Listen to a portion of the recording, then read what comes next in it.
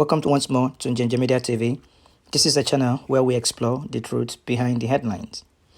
A helicopter delivers weapons to us.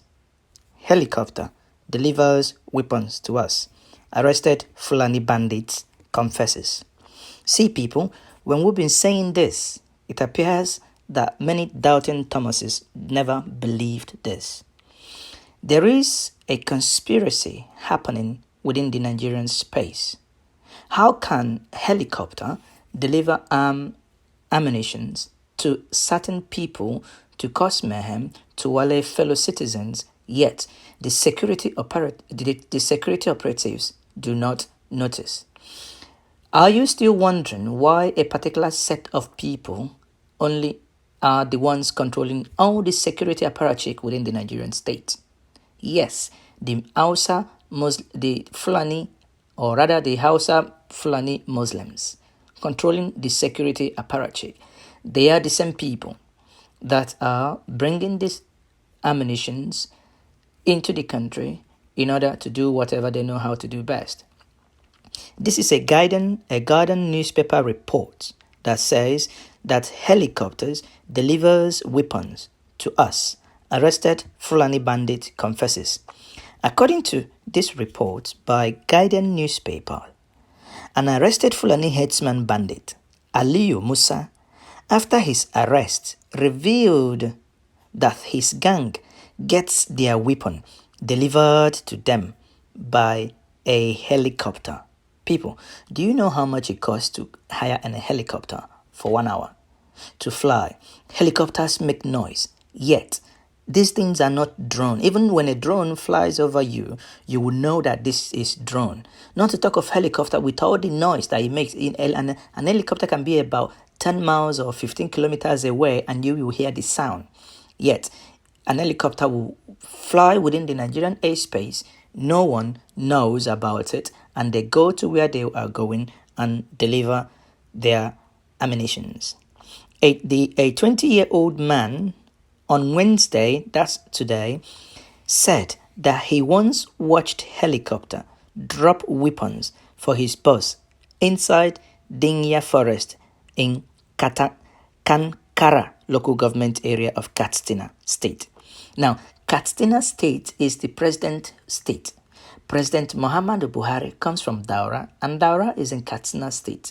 Now, in his state, helicopters delivers arms to bandits, to Fulani bandits, yet no one is able to find them. This is really interesting. Really interesting that this is happening.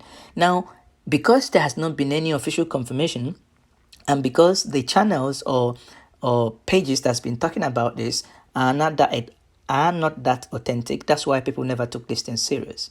But today, this is coming from the finest Nigerian newspaper house, the Guardians.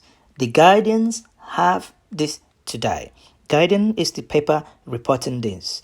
And the report went on to say, quoting the young man, he says, "I once saw that aircraft with fans on its set, meaning helicopters, drop weapons for my boss while we were inside the forest at Dinja," Musa told journalists.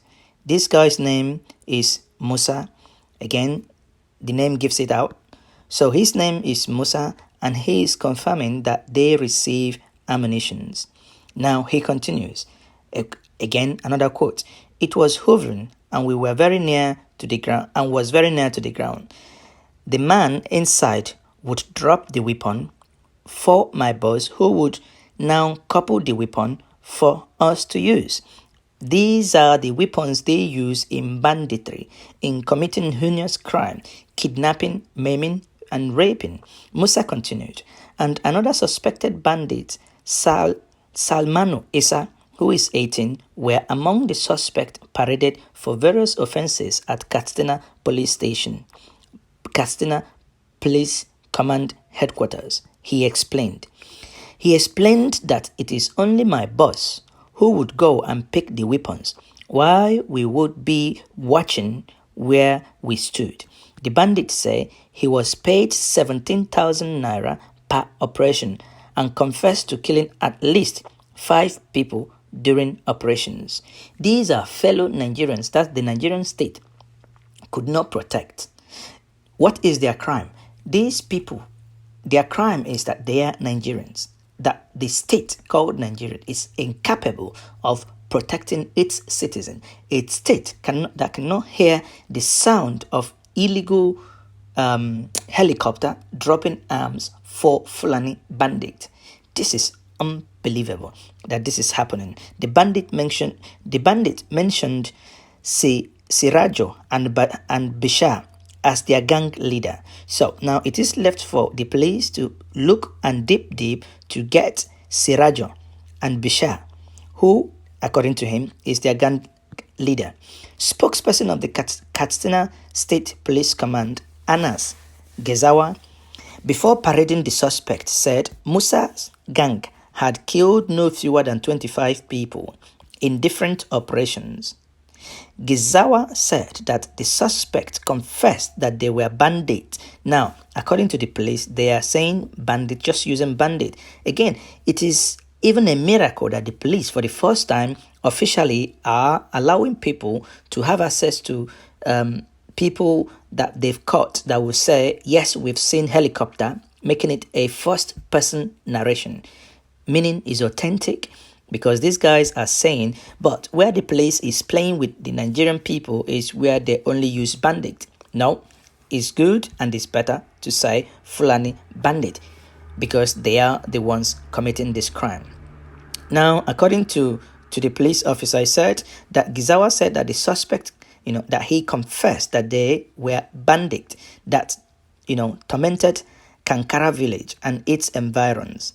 The first suspect, Salmanu Isa, a member of the gang, mentioned that they attacked some villages with his syndicates, where they robbed Zango village and went away with 8 cows. Now, how do you rob a village and go away with 8 cows?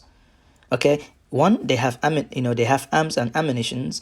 Secondly, very, very likely that trucks or a truck will be waiting somewhere in order to cater these cows away. So, and all these things happen, the security agencies, no one is aware.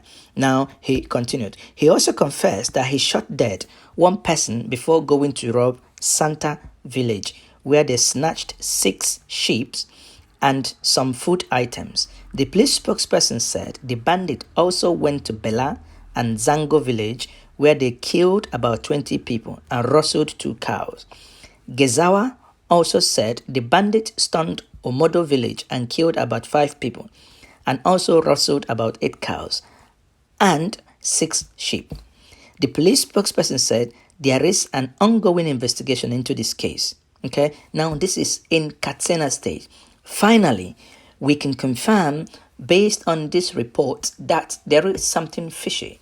There is a reason why the president do not want to bring Southerners into his security architecture.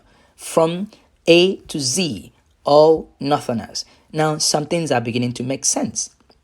Okay, some things are beginning to make sense. So, again, let them continue. In a related news, in Enugu, the Enugu State's governor, Mr. Ugwuanyi has visited a tunnel, or rather tunnels today, equally the same today, and an underground cell where herdsmen, again Fulani herdsmen, kidnappers hide their victims in the forest in Ugwu local government area of Enugu State. In Ugwu, remember, the same Ugwu was where Igwe, one of the Igwes were kidnapped. That was same area where Reverend Father Ofu was killed. That's the same area where former Commissioner of Information in Abia State faced where Fulani herdsmen blocked the road and shot at him. Luckily, he escaped. His white Mercedes-Benz, in Njenje media reported on it, white Mercedes-Benz was riddled with bullets.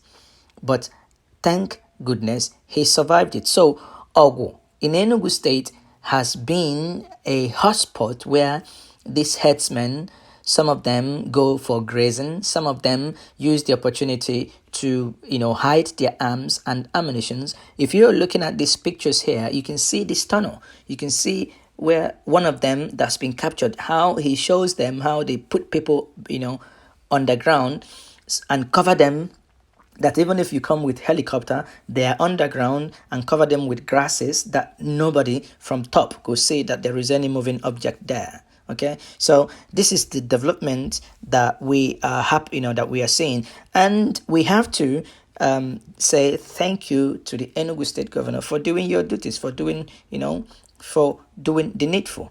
Again, this I believe is happening, and they are taking it serious now, because from Saturday this week, the Enugu International Airport will be closed. That means APs will no longer use that. It's going to be diverted to Owerri and Asaba. Then Ethiopian Airline, the only international airline that comes to Enugu, will be diverted as well. That means Ethiopian Airline is likely to be landing in Port Harcourt. The people that have got ticket have not been informed. So why they are probably being proactive now is because they no longer can fly to Abuja from Enugu. That means they have to go to Owerri, or they have to go to Port Harcourt, and they have to use Ogu. You see, are you getting the point? So if they have to use Ogu to get to Owerri or to get to Port Harcourt, so that means that is the route where the bandits are. So they need to make sure that these routes are safe in order for them to use. If not, they could easily fall victims as well. So it's a complex web. But at the end of the day, the good thing is that there appears to be some, measures being taken in order to get this thing sorted out. Okay. So once more, this is Njenje Media TV. Subscribe to the channel so that we can keep getting you guys up to date and keep exploring, the news behind the headlines you read every day.